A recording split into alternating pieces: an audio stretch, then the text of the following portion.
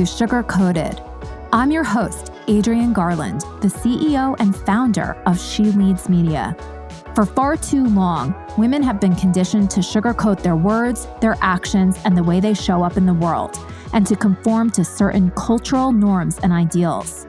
This is inherently designed to keep those who are outside of the norm from gaining power, prestige, wealth, and influence, preventing more women from being recognized and respected as the powerful leaders that we truly are.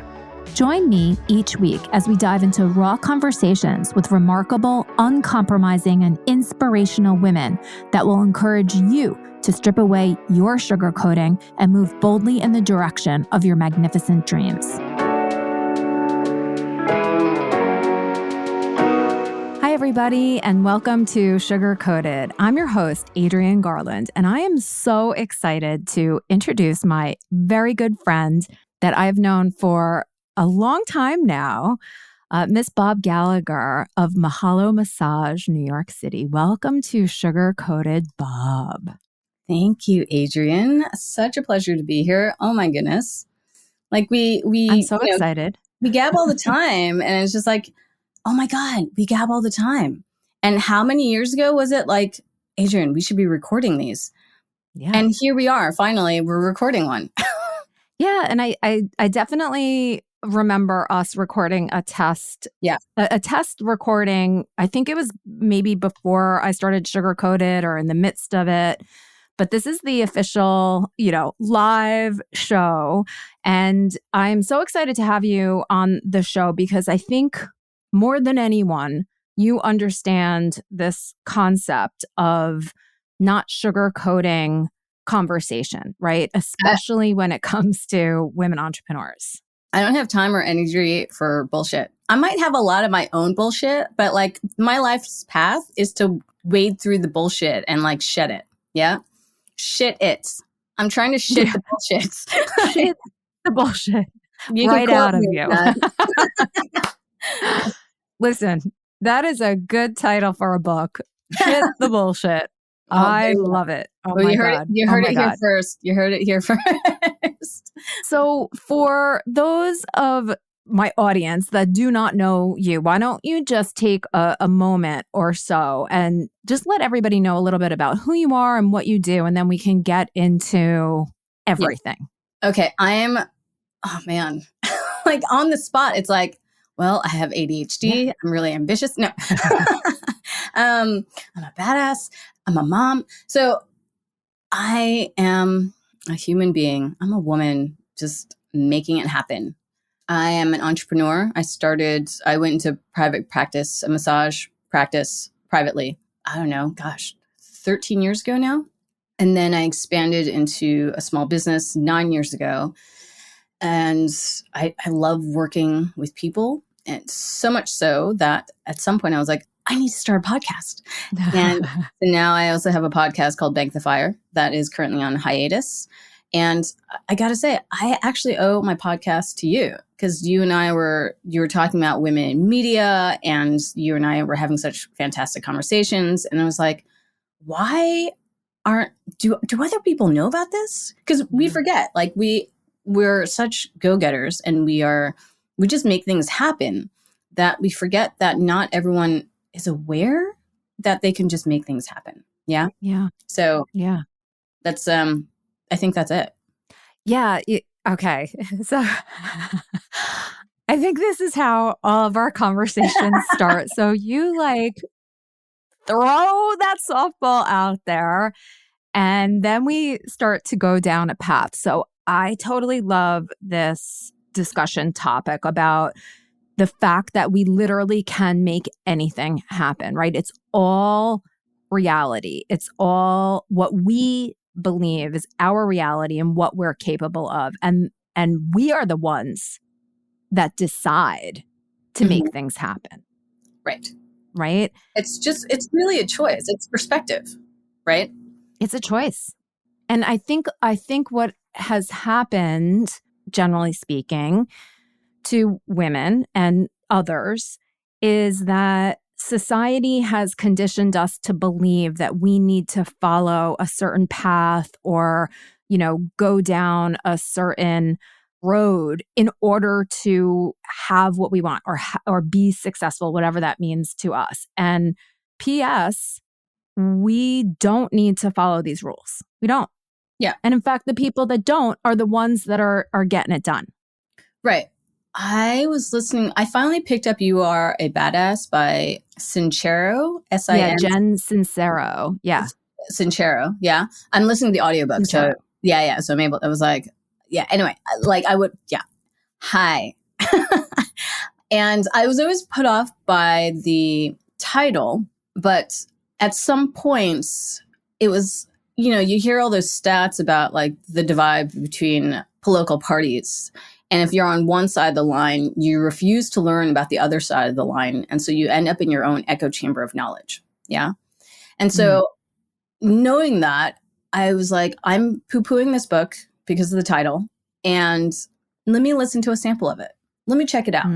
Like if I can listen to The Power by Rhonda Byrne and love it, then why can't I also love the other ends of the same spectrum of You Are a Badass, right? Yeah. The Power.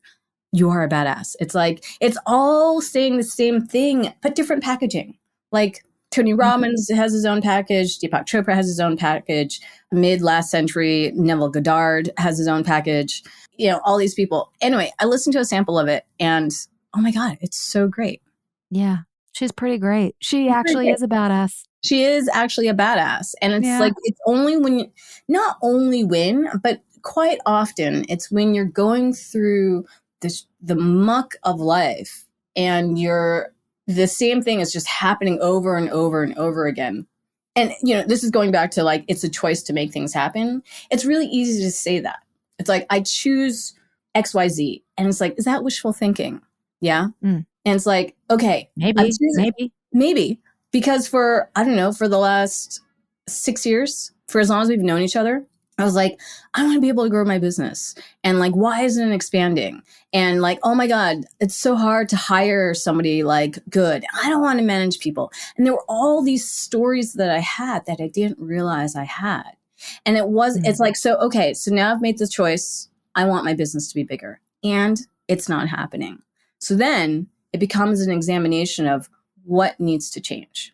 And that's why I'm digging Jen Sincero's book, because that's what she was going through. She was like talking about like crying hysterically in public, like dating the same loser, like, same asshole type of guy. And it's like when life becomes a struggle constantly over and over and over again, understand everyone. I think it's like, hopefully they get to the point of understanding that the only common factor there is the self.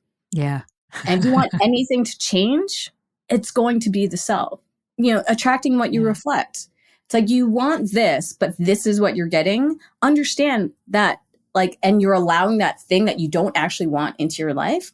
That's a choice. That is giving permission for that thing that you don't want to be in your life. Yeah. Which doesn't leave room for the thing that you do want. Oh my gosh. I listened to this incredible woman. She has a podcast. It's called Project Me, and her name is Tiffany Carter. Cool. She's a badass. Yeah.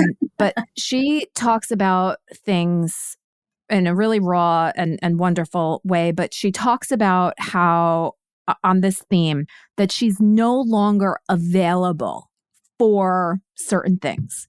Like, no, I'm no longer available for that. Yeah. And it is a choice. And it reminds me of something that my mom used to say to me all the time, and that it like really works. I don't know why I don't kind of like employ it more often. But my mom would say, like, just make a conscious decision to do blah, blah, blah. So it's almost like, I think without her knowing what she was really saying and empowering, I think it was like, bring what the crap that we attract is on a subconscious level. It's serving us in some way, right? It just does, or else we wouldn't be doing it. Right. So that's one thing. But like when my mom says, make a conscious decision, it's like, bring it to your consciousness, right? See it and make a conscious decision, a conscious choice to choose something different, and then operate from there. Yeah. And that's the same thing that like when Tiffany says like, I'm no longer available for like working my ass off and not getting paid for it. It's just something that I don't do anymore. Right. I just don't eat peanut butter. Right. Right. It's a very popular quote, and I should probably check the legitimacy of it, of Einstein. Like, if you do the same thing over and over again and expect a different result, it's insanity. Of course, I'm butchering the quote, but that's the... No, you aren't. That's perfect. That's exactly what it is. Yeah. And it's what, I forget, I don't know what his title is, but this coach guy, Price Pritchett, he has quantum leaps. And it's like, if you want little changes, if you want things to change slowly, then make little changes. If you want things to change in a big way, in a quantum way, and to an exponential degree, then you also have to reach out and make the choice in an exponential degree, right? Yeah. And it's absolutely true. You can't do the same thing over and over again and think it's going to turn out differently. There's just no way. And I think that this really relates to women entrepreneurs. We are so inundated with all of the negativity around, we don't get financing. We don't get past $1 million. We have a hard time, blah, blah, blah, blah, blah. Yeah. It's like we absorb that message. Yeah. And that means that we are looking for someone outside of us to validate and affirm for us what it is that we're doing. They're not giving me financing. They're not giving me financing. Well, either my idea isn't great, or I don't believe in myself, and I think I need that person, Mr., Mrs. Bank of whatever, to make it happen for me. That's also a choice, being stuck in that mire and having that perspective, right? Yeah. Understanding that one's perspective is also a choice. The vibration that we are creating for ourselves with our beliefs and our self-talk. I mean, this was the last newsletter that my business put out. Being loved or being loved. These are two different things. You want to be, it's like being loved, beautiful. It's like my husband loves me. I think my kid loves me, if she understands, because she's just tapped into the universe. And like, therefore I'm okay. My clients love me, and therefore I must be a really great massage therapist. And like the people who work for me love me, therefore I must be a really great business person, whatever. It's like everything on the outside, it has to be very specific circumstances for me to feel validated and loved. What happens to my identity when all of that goes away, right? Yeah. Versus I'm with myself all the time. How can I be the light that I seek? Yeah. Right. And then, so being the love. So it's again, going back to, it's like getting mired in the negative versus focusing on, not to say like, again, it's such a fine line, wishful thinking versus, negating the negative, right? Yeah. Not to say that the negative doesn't need to be worked through. The negative needs to be worked through. Like, I've had amazing revelations in the past couple of years. Like, there were some things I was really anxious about. And I was like, for some people, when you're anxious about something, oh, that's just the way it is. I no longer believe that. Because when I dug up this childhood memory and realized how I've been carrying the burden, not the burden, but like carrying this gift of memory and then using it to give myself a facsimile of a safety net my whole life, aka anxiety, to protect, quote unquote, protect me. As soon as I found that source, I was like, I don't need this net of protection anymore. Yeah. Yeah. And in a couple of different ways, to, not to get into such, too specific of a detail, but it's like, I am like, once I that came into my consciousness, I stopped being so anxious about those things. I stopped being so anxious about death. I stopped being so worried about pleasing other people, or I was so worried about being an inconvenience to people that I couldn't even own my space. Yeah. Right. That's crazy. And so again, not to say it's like, just focus on the good, but when the negative keeps coming up, let's say, treat it like a gift. Like you say, it is there to serve us. And so when that negative keeps coming up, hang out with it. Hi, you're here constantly. Let's be friends. Right. Why am I so scared of everyone leaving the house and dying and not coming back? What is this abandonment? Is this an abandonment issue? I don't think so. I'm just worried that when my husband leaves the house, he's going to die and he's not going to come back. Oh, okay. So we are going to detail. My mom would joke about death all the time. And so at a very young age, I was like worried about someone going away and never coming back. Yeah. And so make the choice. Recognize there's the conscious choice and then there's the unconscious choice, right? Yeah. Like, here's this thought. It keeps coming up. It keeps haunting me. Okay. It's like The Sixth Sense. At some point, the M. Night Shyamalan movie, it's a great movie. At some point, that main character recognizes that these ghosts just need someone to communicate with. And he's a fantastic medium. So if he can hang out with them, talk to them, understand them, develop a relationship with them, then he realizes there's nothing to be scared of. They're just a part of his existence. Wasn't he dead though? Wasn't that the kid wasn't dead. The kid wasn't dead. Yeah. Right. Bruce Willis's character was dead and and that's the catch. Hey. And didn't realize it. Yeah. Sorry for everyone who's not. Yeah. It's been out for a little while. If you haven't seen it yet, but it's even knowing that, I don't know. I enjoy M. Night Shyamalan, the way he built the suspense. Yeah.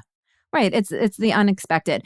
I want to pause and kind of go back to a couple of things that you said. So I think that we do have to recognize, and again, without playing a victim, we have to recognize that so much of what's in our psyche are things that we have been, indoctrinated in society and within your family and in school and all of it. We have been conditioned to think and behave in a certain way. So some of this tension, anxiety, confusion is because we recognize that, wait a minute, that doesn't work. Right? We've recognized that it doesn't necessarily work for our lives. So we do need to roll it back and give ourselves a little grace and to say that, this is how we were conditioned. We need to unlearn some of that. And that is very uncomfortable, especially, we're not 20, right? So we can't just, randomly operate in a different way. But we can make a decision that maybe the way that we were educated and, conditioned isn't working for us. And so what are the parts that do work and what are the parts that don't? And how can we look at those things, like you said, like, hey, you're always with me. Like, let's examine why you're here. Like, let me ask some questions.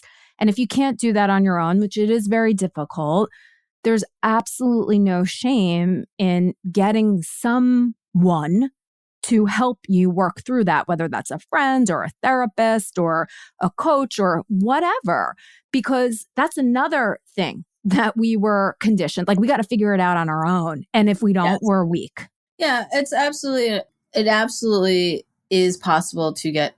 I see it so much in men. I definitely see it in women, but I see it like, it's not to say all men are like this, but the majority of heteronormative males that I know are so insistent on, I need to be able to figure this out myself. And let us all remember that we are part of humanity.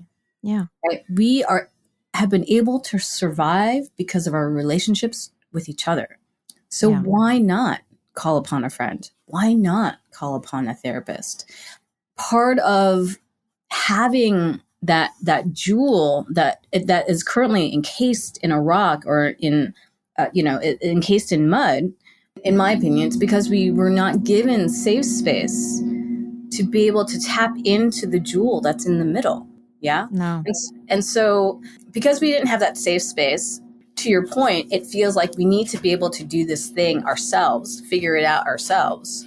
But as a massage therapist, so often when I'm touching people, it's like, oh my God, I didn't know that was tender. And I was like, yeah, because you're living your normal. And it's only when someone comes along and gives you a sense of relativity that you can then recognize what is going on, right? It's all relative. Like, I am in my normal all the time, and it's like, it's so easy to think, doesn't everybody think like this?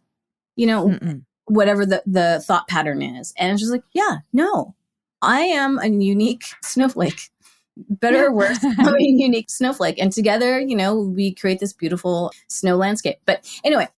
I think one of the things that's interesting about your particular business and what you do is, you're in the healing arts, right? You're helping other people through physical, and I know it transcends physical. I know it does. I'm just saying that, like, through physical, manipulation of muscles and energy and all of that. I think sometimes what happens, and I like, because I do it all the time, I make general statements about women. Like, we are conditioned or whatever. I don't know if it's in us, but we help people, right? So many of the women that I know have businesses that in one way, shape, or form, they are helping someone else. And what ends up happening is we as the helpers, you as the massage therapist, maybe you're putting out so much help, so much healing, and you need that same level, if not more, right? So that you can help and heal people. And that's a place where I do feel like women don't take the time to say, wait a minute, I need to take care of myself. I definitely see it with men as well. Yeah, it may not be so obvious because culturally, societally, it's expected of them in a different fashion than it is for women. And I think also, and I had this realization just yesterday. I mean, it's been brewing for a long time, I imagine. I've been doing this 16 years. Knowing other entrepreneurs, working with other massage therapists, and being in conversation, that so much of the natural, quotes, naturalness of serving others due to the training that we've had to forsake ourselves in service of others. Yeah. Just growing up. And so, of course, this is what I'm going to do for a living. Of course, it's easier for me to ignore myself to help you. And so that when you have a good massage, then I can feel validated for what I've done. Right? So good. Right? Versus, how can I show up? That's all I want to do. I just want to show up. And then I can meet you where you're at. As long as I know where I am, I'm not getting lost in you. Because I can see where because I can recognize where I am, I can now see you. Yeah. Yeah. Otherwise, I'm just a tornado. Like, let me make something happen. Let me make something happen. And I'm not there. I'm not present at all to what actually needs to be done. Yeah. Back to your point, like, I got to take care. And I see this in so many caretakers. It's like, it should be the mantra. Like, you can't take care of anyone until you take care of yourself. You don't, it's so hard. It's not that it's so hard, but like, our notion of love that we can give to others is really just ego. Like, I'm going to love you the way I think you need to be loved, because really, it's how I need to be loved, and I can't do it for myself. So let me do it for you. What do you mean you don't appreciate my love? What do you mean you're breaking up with me? Like, didn't I love you enough? No, I didn't love myself enough. So how can I possibly expect you to love me too? So what are the ways that you are finding, and I guess this is like maybe tips for people, what are some of those ways that you're finding? Because I think it's on two levels. It's the emotional, right? And how can you take care of yourself? But it extends, like everything, into your business, right? So what are some of the either practices, or what have you tried, or what might you suggest for other people? And everybody is individual. We understand this. Totally. But just to kind of get the wheels going. Yeah. It's like we are all able to hear the thing that we are ready to hear.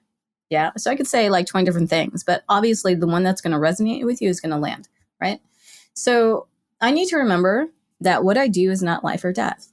And my primary goal is to live my life. And so if I'm going to sacrifice myself for my business, it creates a dynamic of need and resentment that's just not healthy. And so, right. Well, why would anybody want to come to a business where there's right, need and resentment? Yeah. right. Like, let's say I'm watering my aloe plant every day because I need it to grow. My aloe plant is going to die if I water it every day, right? So it's like, okay, so I'm going to water it. I'm going to see how it goes. I'm going to step away. I'm going to take care of my stuff. And I'm going to check in with you and see where you're at, see what, progress or not progress you've made, and then change conditions. Yeah. And so that's, again, what I've been working on for the past couple of years past 6 years, but it really came to a head in the past couple of years of anyone can blame external factors for why they are not successful. At the end of the day, the founder, the owner, the CEO, they're setting the tone for the entire business. Yeah. So if something's not right within, something's not going to be right with the business. Yeah. Whatever that looks like. There's Elon Musk's, there's Jeff Bezos's of the world. Steve Jobs, like, I'm sure had his own thing. Bill Gates has his own thing. I don't get it. It's cool. Like, I was listening to the Armchair Experts today episode with Dr. Peter Attia, whom I admire so much. And I had to stop listening to him because he's such an arrogant fuck. But of course he's an arrogant fuck. That's what you want from a doctor. But he was an arrogant fuck. And it's mentioned in this episode. It's mentioned in this episode. It's like I can't remember who he was quoting, but he was talking about like great leaders or people who are quote unquote so successful. One of the mantra that's kind of going through the mind is, I gotta be so great so that no one knows that I am worthless. Yeah. Yeah. Like, think about what it is. What does success look like? And what do you actually think it's going to give you, that framework of success that you have in your mind? Like, my business is going to do XYZ number of dollars per year. I'm going to have a number of massage therapists working for me. There are going to be so many appointments. What do I think is going to happen? I'm still going to have me at the end of the day. No matter how much money I make, it's still going to be me at the end of the day. So what is my goal in life? To be successful at life. Everything whatever else, that means. Yeah. Whatever that means. Everything else is just icing. It's just cake, right? But like, I want my steak. I want my life to be beautiful, right? And what does that look like? I've got an amazing kid. I love my husband. Yeah. And so, I mean, these aren't quick tidbits, but it's the, the need and like, I need my business to be successful, and it's not. And I really resent that. It's like, think about the relationship you have with your business. Why? Why do you need your business to be successful? What is it within you that is not fulfilled that you need your business to be successful versus your business being an expression of creativity? Right. Different. Totally different. A totally different way to think about business and conceptualize it. And there is a lot of proving energy. And I'm talking about this from myself personally, a lot of proving energy in this is something that I've created that if it's not successful, that speaks about me. Yes. Yes. And I'm afraid of that. Sure. Totally understand. Knowing that is the end result, like that business is a reflection of me. Okay. So what the fuck do I need to work on? Yeah. So everything else in my life can be a reflection of me. Yeah. Yeah. I mean, you brought it back to the point of like me. Like, if my business sucks, it's a reflection of me. Fuck. I really need to get my business together. No, you just totally missed the point. It's a reflection of you. You got to get your shit together. You got to get your shit together. And listening to Rick Rubin, Paul McCartney told, unfortunately, I don't remember which podcast this was on, maybe on Armchair Experts. Paul McCartney told the story of he was hanging out with the greatest composer in the world. No idea of the guy's name because that's not my genre. And the greatest composer in the world was like, I'm worried that everyone's going to find out that I don't know what I'm doing. Like Wow. Robin Sharma I don't know the veracity. I don't know the truth of this. I haven't done much research, but Robin Sharma, another like, I don't know what you call it, self-help guy. Mm-hmm. He apparently works with like world leaders and C-suite, like high level, high net worth individuals. And somebody asked him, like, what is the most common trait amongst all these people that you work with? Imposter syndrome. Yeah. We all suffer from it. And we're all looking for like outside validation. And really, I think it's cover because we're all so worried that someone's going to figure out that we don't know what the fuck we're doing. Yeah. And now that I'm on this side, great. it's so great. I don't know what the fuck I'm doing because that means anything I try is like new and exciting. It's a surprise if it works. I'm okay not knowing. I love the fact that I don't know what the fuck I'm doing. And I really hope the people working for me are understanding this. Yeah. I think that's also a spectrum because it is not entirely true that you don't know what you're doing. Totally. Because you do know what you're doing. Mm-hmm. And maybe it's in a certain realm. Mm-hmm. The I don't know what I'm doing is a sweeping statement about I don't know what I'm doing from A to Z. I might know D and E. Totally. It's more like the more I know I don't know. Yeah. And that's what I mean. Like, yeah, I have my business. Yes, I have my family. I've had a few dogs. Let's bring it back to dogs. I've had a few dogs. The next dog, everything I've ever learned, who knows? It might not apply. Some of it might apply, but there are definitely some things that this next dog is going to teach me. It's like having kids. You think you know you oh my God. My sister has 6 kids. My sister has 6 kids. After 3, she was like, yeah. She and her husband were like, yeah, we know what we're doing. Oh my God. Then their 4th kid showed up. And it was like, we have no idea what the fuck we're doing. And that's what I mean by, I don't know what I'm doing. I kind of know what I'm doing. You know, I can get by, right? But I also have the humility to recognize that every situation is unique. Let me not assume that I know what I'm doing, because then I might miss something. Yeah? Yeah. That's very much, I'm actually reading Rick Rubin, and I'm actually typing it because I should really know the name of the book. The Creative Act. The Creative Act. Yeah, I've got it. So yeah, I've got it in Audible and hard copy. I so much respect for it. The hard copy is beautiful because of the way that the book is laid out. So it would be very interesting to also hear the audio part of it. But, you know, I'm only, you know, whatever, 25 pages in or something. It's not the kind of book, I feel like it's not the kind of book you necessarily have to read all the way through. I'm sorry, I'm drinking bubble tea. Rubin is of the mind, you get what you need when you need it. Yeah. So he has talked about walking into a bookstore. He had, the doctors were saying he had to get his appendix out. Yes. He walked into emergency. Right. He walked into a bookstore, opened up one of Andrew Weil's books, and was like, if the doctors tell you that you don't need something in your body, then walk away. Or whatever it was. That's exactly what it was. Dude still has his appendix.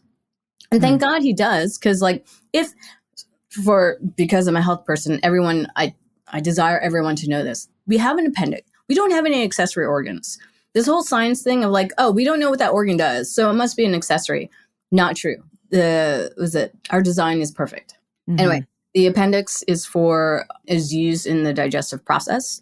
And if it's inflamed, it's a sign that something's up with your digestion. Yeah. And so let's not take it for granted that it's inflamed. Oh, we should take it out. That cures it. No, it's a symptom of something greater going on. Yeah. Yeah. Anyway. I wanted to just mention Rick Rubin, you know, okay, about the appendix story, but more so about this idea of being open to the possibilities, knowing that there are greater things at play, and being aware that you just need to recognize and that there are answers. There's answers in nature.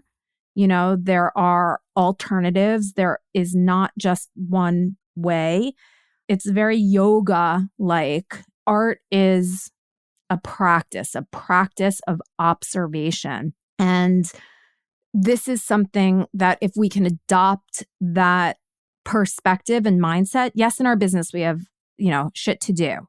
But if we can adopt the perspective of sort of being an observer and opening our minds instead of having that tunnel vision, I think that there would be answers to some of these challenges that we all face as entrepreneurs, and especially because the whole entire audience for Sugar Coated is women entrepreneurs, right? We need to let go of, like Rick Rubin says, the creating the art to put it on a shelf. No, art for art, right? So I think for women in business, we have to let go of the fact that we need to know exactly what it is that we're doing and be open and kind of lean in, even though I hate that, lean in to the fact that there are answers out there. There are solutions to problems. We just need to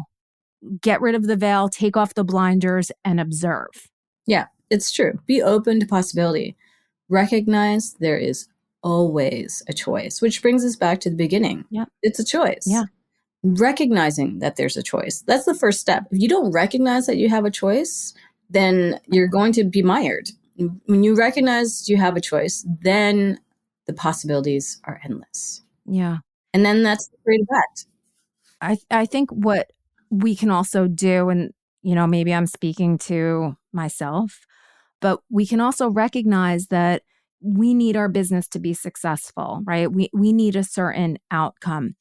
Well, maybe it's the business as it exists right now in the state that it's in. Maybe that is the thing that requires changing. Maybe it's not this business that is going to be successful, but rather the next iteration of it or something completely different. And know that, where you are and everything that you've learned is applicable, right? It's all information. It's all a process. One experience feeds the next experience. I don't know what I'm doing, except that I've been in business for 13 years. Clearly, I know some things. Something. And being open to the possibility that there's something I may not know. Yeah? Yeah. And I think that's the best we can do for ourselves and continuing to be open and continuing to have that learner's mindset and act on that. Yeah, beginner's mind. The whole notion of I want my business to be successful. It's missing the now. Taking the time to recognize everything that we have done thus far and finding the joy and celebrating that success right there. Because if we can't recognize how far we've come right now, what makes us think we're going to recognize 20 steps later? Yeah. How can we get to 20 steps later? It's the whole notion of now, was it Lao Tzu? It's if you're anxious, if you're depressed, you're in the past. If you're anxious, you're in the future. Right. And the joy is in the present, present. Right. Yeah. And it's homeostasis. It's equilibrium. It's not a fixed state. It ebbs and it flows. And somewhere in the middle, we're in the present. So we keep shooting for the future. The desire to be successful is us shooting into the future, totally missing the past, and definitely not hanging out in the present. Yeah. So for all you listeners out there, please take a moment to celebrate everything that you have done thus far. Hang out in the presence of your reality in this very moment. Oh my gosh, I love this so much. And I'm going to do a call to action around that. So on the Sugar Coated podcast or the She Leads Media Instagram, let's take some time to go over there and talk about how far we've come. What are some successes, even if they are not outward, internal, external. Yeah. Internal, whatever, how far you've come, what you've been able to overcome personally, anything that you feel like is a measure of success that's important to you, let's put that on the She Leads Media Instagram with the hashtag sugar-coated success. Sugar-coated success. That's awesome. That's so great. Sugar-coated success. I love that so much. Bob, I could talk to you, and I do, all day, All day. about everything. So this is an invitation to come back. Okay. Cool. Thank you. At a later time, and we'll have another conversation about another incredible topic. But I just want to thank you so much for your time today and all of your incredible wisdom. You are so interesting. Thanks, babe. I think that you're just interesting. You are fun as hell. I mean, I think, people can get a sense for how much fun you are, and you are in the moment. You are. Curious, babe. I mean, it's all there. It's like you and I are just so curious. Like, how can we not like spin off into the beautiful wide into the universe? Right? So yeah, if you want to find more about me, please check me out on Instagram at Mahalo Massage NYC, or my podcast at Bank the Fire. You can check me out on Spotify. I am on the She Leads Media Network, and my business Mahalo Massage NYC. We are in Union Square, New York. Amazing. So people need to make an appointment. They have to contact you through your website or giving you a call. There's no walk-ins. There are no walk-ins. Everything's by appointment only. And this is not just any old massage. Let's just also say that this is intuitive. This is bi-directional. This is collaboration. This is intuitive. And it's beautiful. And it's really about when I embody myself, and I'm teaching my massage therapists to do this. When I embody myself, it's that much easier for me to be present to you and recognize what's going on with you. Yeah.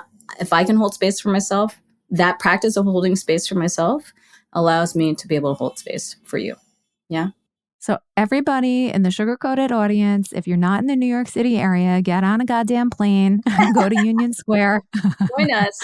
We welcome and book you. an appointment with Mahalo Massage. It will change your life like it has changed mine and so many of the other women that are in our Goldman Sachs 10,000 Small Businesses cohort. Shout out to Tory Burch cohort number 5 in New York City. Yay. So just thank you so much. And I hope everybody has enjoyed this wonderful conversation. Thank you. Love you. Bye. Love you.